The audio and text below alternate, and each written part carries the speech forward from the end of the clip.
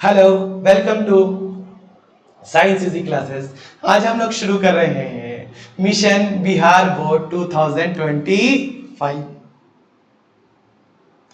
क्या है इस मिशन में सर? हम लोग सिंपल भाषा में कहें बिहार बोर्ड की तैयारी करने वाले हैं इस पूरे सीरीज के थ्रू। ठीक है, तो एकदम कुर्सी की पेटी बांध लीजिए, धड़ाधड़ लेक्चर आने वाला है और हमारी पूरी कोशिश होगी कि नवंबर से पहले आपका पूरा सिलेबस कवर कर दिया जाए। बस आपसे एक अनुरोध है कि जो जिस दिन लेक्चर आए आप अच्छे से तैयारी करना, उस लेक्चर को उसी दिन आंख बंद करके प्रिपेयर करना चालू कर दीजिए। हमारे बनाने का मकसद दो तरह के बच्चे हैं। कौन तरह के बच्चे हैं, कैसे तैयारी करवाएंगे, क्या सर सहूलियात प्रोवाइड कराई जाएगी, यहाँ वो सारी बातें हम इस सेपरेट लेक्चर लेकर के बनाएंगे। यहां पर डायरेक्ट हम शुरू कर दे रहे हैं कि क्लास चैप्टर, डायरेक्ट चैप्टर चालू। पहला चैप्टर कौन पढ़ाएंगे? सॉल्यूशन। फिर से रिपीट कर देते हैं, सर इस लेक्चर में क्या क्या फैसिलिटीज है, कैसे कैसे है, क्या है नहीं है, कैसे तैयारी करवाएंगे, बोर्ड की तैयारी कैसे करवाई जाती है, क्या सिलेबस है, कौन सा सब्जेक्ट से कितने नंबर का आता है, किस चैप्टर से कहां से कैसे क्या क्या आता है, ये सारे सवालों का जवाब हम सेपरेट लेक्चर बनाकर देंगे। आज हम डायरेक्ट वो काम करेंगे जो करना सबसे जरूरी है। हम सिलेबस स्टार्ट कर रहे हैं मिशन बिहार बोर्ड 2025 का पहला चैप्टर हम शुरू करने जा रहे हैं। पहला चैप्टर जो हम पढ़ाने जा रहे हैं उस चैप्टर का नाम है बउआ सॉल्यूशन। क्या नाम है? सॉल्यूशन। ठीक है, दूसरा चैप्टर हमारा फिजिकल केमिस्ट्री का सॉल्यूशन। सॉल्यूशन पढ़ने से पहले हम लोग सॉल्यूशन क्या है बच्चों? सॉल्यूशन क्या है? What is solution? It is a homogeneous mixture of two or more non-reacting component mixed together. ये क्या है? Homogeneous mixture. सर हम इस पे थोड़ी सी चर्चा जरूर करेंगे। सर मिक्सचर दो तरह का होता है, एक होता है हेट्रोजीनियस, एक होता है होमोजीनियस। थोड़ा ध्यान से पानी ले लो, पानी में क्या डाल दो? एक बार डालो नमक, दूसरे बार में डालो कलर, और उसी पानी में तीसरे बार में डालो मिट्टी। सबको घुलाओ, देखोगे नमक छुमंतर काली, कलर उसका साइज दिखने लगेगा, उसके पार्टिकल स्कैटर्ड करते हुए, बिखरते हुए, रैंडम मोशन करते हुए, चिकबिक करते हुए दिखेंगे। ठीक है, शीशे का गिलास लेना। तीसरा क्या है? मिट्टी। आप उसको घोल दीजिए, थोड़ी देर के लगेगा कि पानी पे पूरी तरह से घुल जाएगा। थोड़ी देर के बाद क्या देखिएगा इंपैक्ट? क्या देखिएगा कि जो आपने नमक के साथ पानी लिया है ना, वो वैसे ही का वैसा है। इसका मतलब क्या है? जो पानी में आपने नमक डाला ना, वो उस नमक का साइज फिर ध्यान सुनिएगा, 1 नैनोमीटर से छोटा हो गया। वो इतना छोटा हो गया कि उसके पार्टिकल अब नीचे की तरफ जमा नहीं होंगे। उस नमक का पानी, उस नमक का डिस्ट्रीब्यूशन उस पूरे पानी में, उस नमक का बिखराव उस पूरे पानी में हर जगह मौजूद है। चाहे आप एक शिप लीजिए, एक शिप मतलब एक घोंट लीजिए, एक गिलास ले लीजिए, एक चम्मच लीजिए, हर जगह समान अनुपात में नमक मौजूद होगा। ऐसा है, जब ऐसा घोल तैयार कीजिए जिस जगह जो आप जिस चीज को घुलाए हर जगह समान अनुपात में हो, फिक्स रेशियो में हो, तो उसी को क्या बोलते हैं? Homogeneous mixture. समझ में? इंट्रोडक्शन। दूसरी चीज क्या है? सर कलर वाले में पार्टिकल स्कैटर्ड करते हुए दिख रहे हैं, मगर वो इतने भारी भी पार्टिकल नहीं है कि नीचे जाकर के जमा हो जाए। फिर सर कितना है उनका साइज? 1 से लेकर के 1000 नैनोमीटर के बीच में होगा। ऐसो को क्या बोलते हैं? कोलाइट। पढ़ेंगे सरफेस केमिस्ट्री में। तीसरी चीज, बालू रात भर रख दीजिए, मिट्टी बाहर रख दे, नीचे की तरफ जमा हो जाएगा। क्यों जम जाएगा? क्योंकि उसके पार्टिकल का साइज, जो घुलने वाला बालू है उसका साइज 1000 नैनोमीटर से बड़ा हो गया। अच्छे से घुलेगा क्या? नहीं। ऊपर वाला पानी लीजिएगा तो अलग अमाउंट में बालू मौजूद, मिट्टी मौजूद होगा, नीचे वाला पानी लीजिएगा तो अलग अमाउंट में मौजूद होगा। मतलब घुलने वाली चीज जो है पूरे में समान अनुपात में घुला नहीं है। ठीक है, यूनिफॉर्म उसका डिस्ट्रीब्यूशन नहीं हुआ है, तो उसको बोलेंगे हेट्रोजीनियस मिक्सचर। तो हम आज कैसे मिक्सचर की बात कर रहे हैं, जो घुलने वाली चीज है उसके पार्टिकल का साइज 1 नैनोमीटर से छोटा हो जाए, उसी को क्या बोलते हैं, सॉल्यूशन बोलते हैं। वही क्या होगा, होमोजीनियस होगा। होमोजीनियस का मतलब क्या होता है, ऊपर से नीचे तक कहीं से उसका सैंपल उठा लो, हर जगह घुलने वाली चीज समान अनुपात में मिलेंगी, फिक्स रेशियो में मिलेंगी। ठीक है, समझ में आया होमोजीनियस मिक्सचर?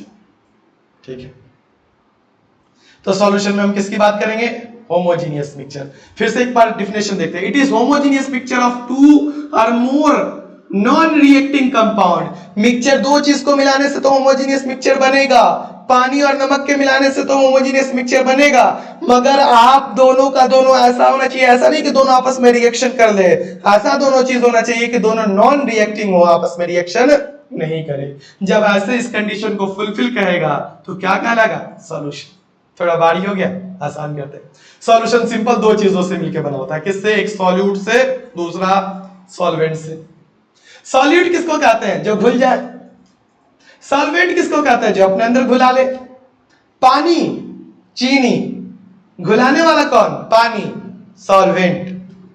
घुलने वाला कौन, नमक, नमक तो क्या, सॉल्यूट। जो घुला ले सॉल्वेंट, जो घुल जाए सॉल्यूट। सॉल्यूट का definition, which is being dissolved into, वो उसमें जाकर के क्या करे, विच जो घुल जाए, which is being dissolve into, जो किसमें, उसमें जाकर के, किसमें जाकर के, सॉल्वेंट में जाके घुल जाए। और solvent present in less amount, जो कम मात्रा में हो, उसको क्या बोलेंगे,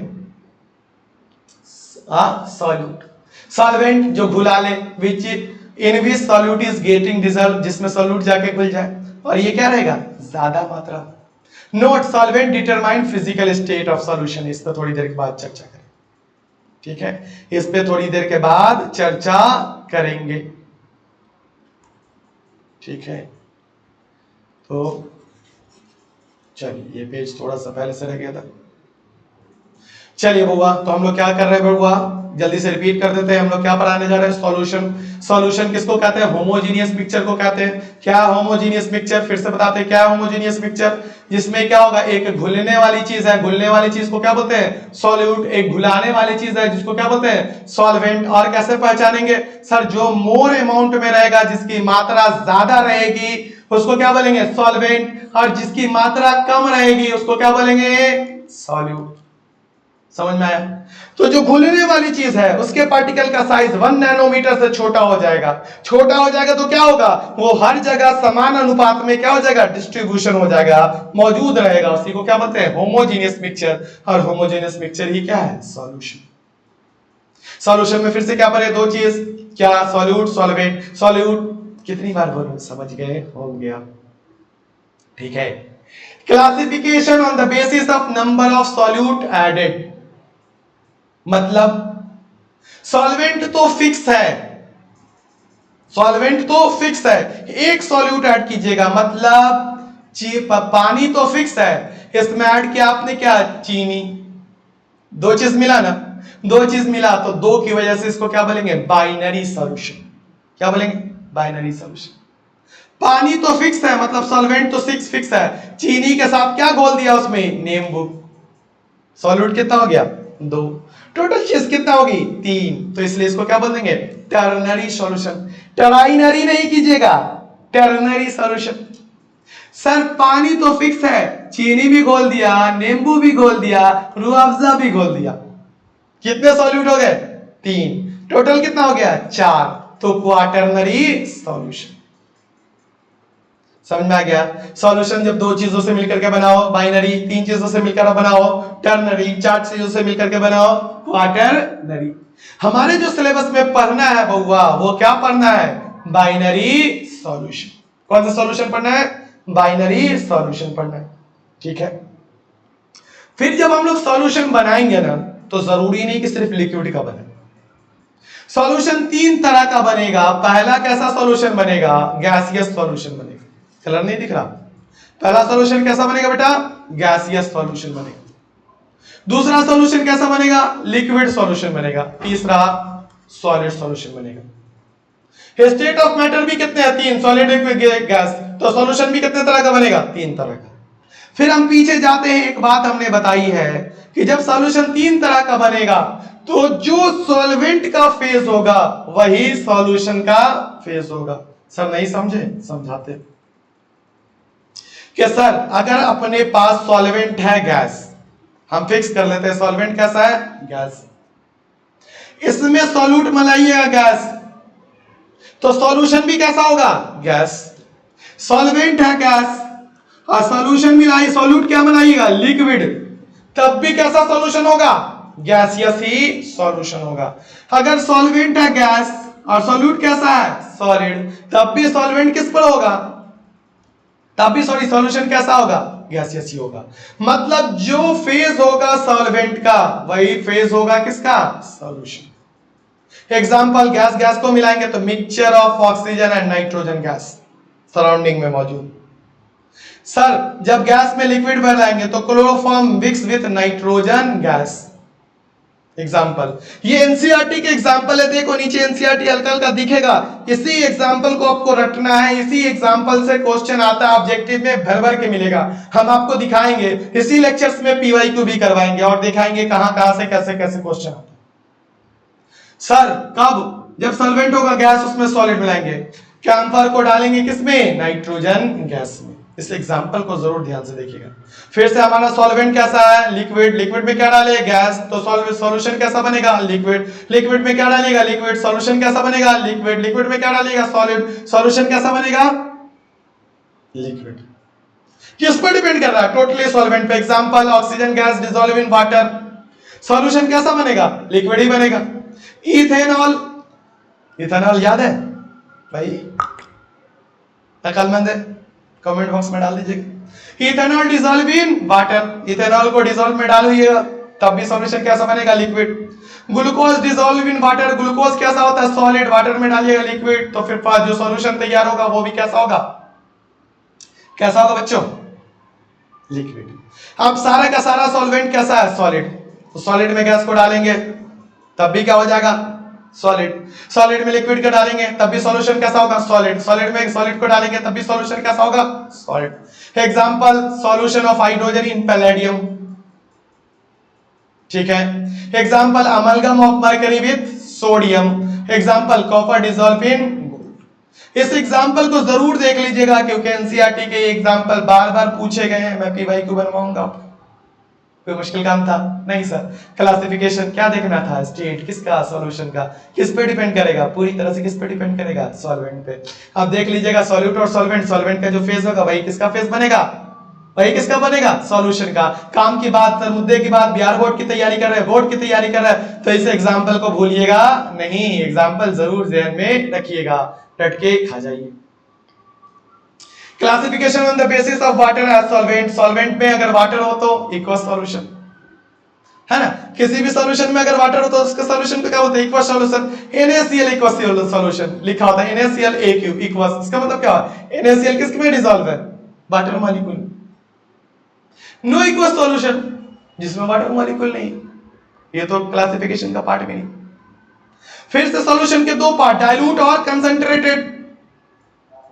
डाइल्यूट कहां किसको कहेंगे? सॉल्यूशन में आप क्या होगा? सॉल्यूट की मात्रा ज्यादा। गलत बोल दिया क्या? डाइल्यूट किसको कहेंगे? पतला किसको कहेंगे? सॉल्यूट ज्यादा होगा कि सॉल्वेंट होगा? तो solvent present in more amount. अरे पानी चीनी का घोल बना रहे हो, पानी ज्यादा होगा तो क्या होगा? पतला।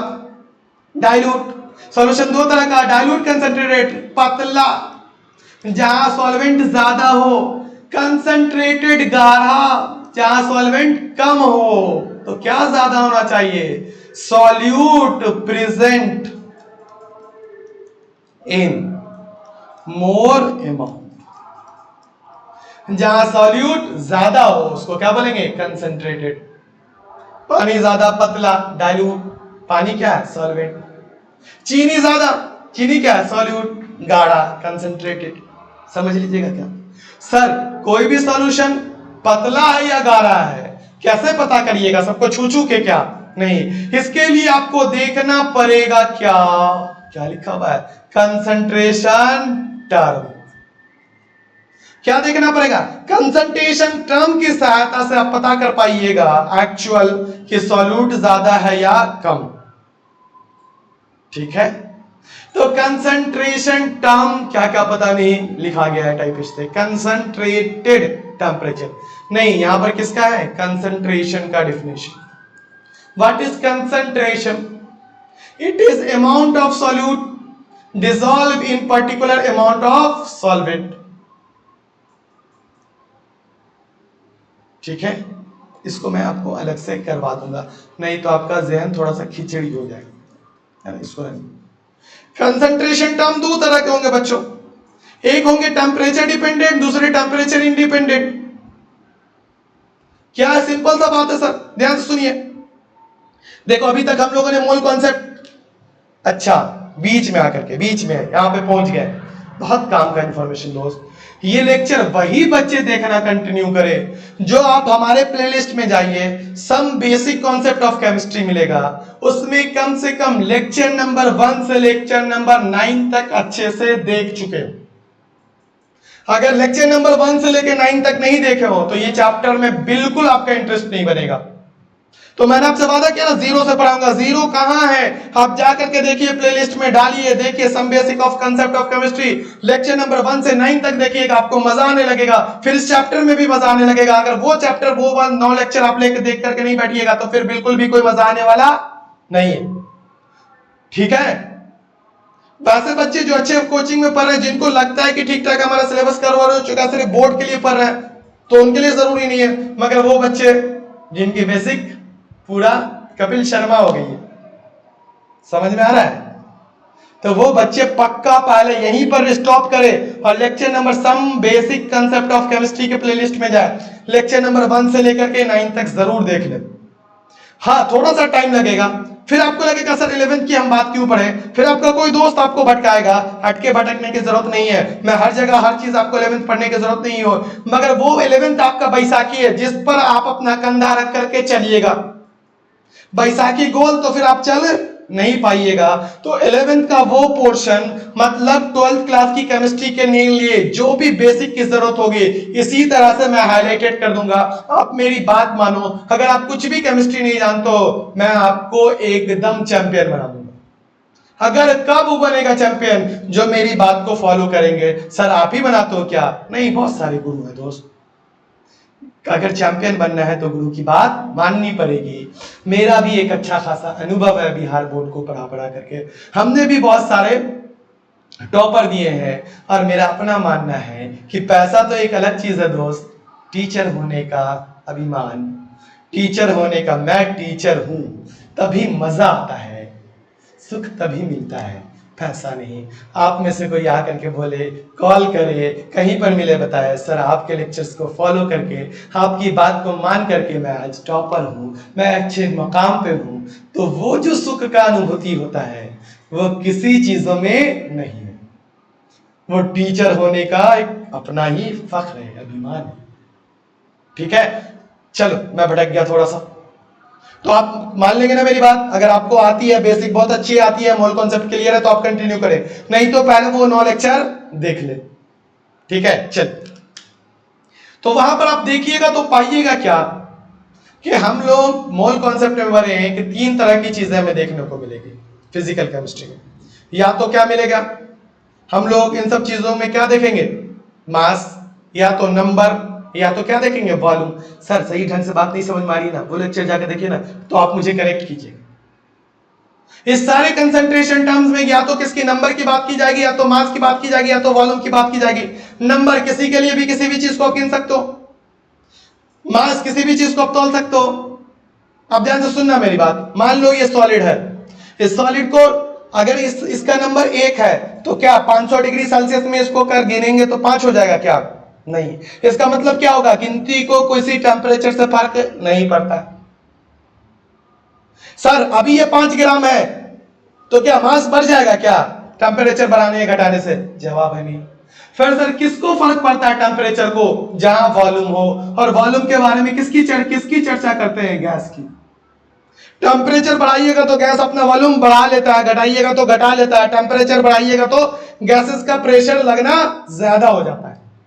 सर इस सब की चर्चा अच्छे से कहां समझेंगे, फिर से बोल रहे हैं मोल कॉन्सेप्ट में। तो sir temperature dependent concentration term कौन होगा, जो वॉल्यूम जिसमें होगा। हाँ, जिसमें वॉल्यूम नहीं होगा वो टेम्परेचर इंडिपेंडेंट होगा। होप सो आज की बात हमने क्लास में क्या पढ़ा है सर, हम यही बताने वाले हैं कि हमारा लेक्चर शुरू हो रहा है 12 बोर्ड को जहन में रख करके 0 से लेकर एडवांस तक पढ़ाई जाएगी। जैसे जैसे बोलते हैं आप फॉलो कर लीजिए, और क्या कैसे क्या है नहीं है ये सब सेपरेट लेक्चर बना करके पढ़ा देंगे। हम बेसिकली इस चैप्टर ही शुरू कर रहे हैं। हमने क्या पढ़ा है, सॉल्यूशन। सॉल्यूशन क्या है, एक होमोजेनियस मिक्सचर। होमोजेनियस मिक्सचर क्या है कि जब किसी घुलने वाली चीज क्या होती है, सॉल्यूट। घुलने वाली चीज क्या है, सॉल्यूट को हम लोग घुलाने वाली चीज मतलब सॉल्वेंट में डालेंगे, तो जो घुलने वाली चीज है उसके पार्टिकल का साइज 1 नैनोमीटर से छोटा हो जाए तो उसको क्या बोलते हैं, बोलो ना, आंसर करो ना मेरे साथ, क्या बोलते हैं उसको, सॉल्यूशन। सॉल्यूशन दो तरह का, कौन सा दो तरह का सॉल्यूशन,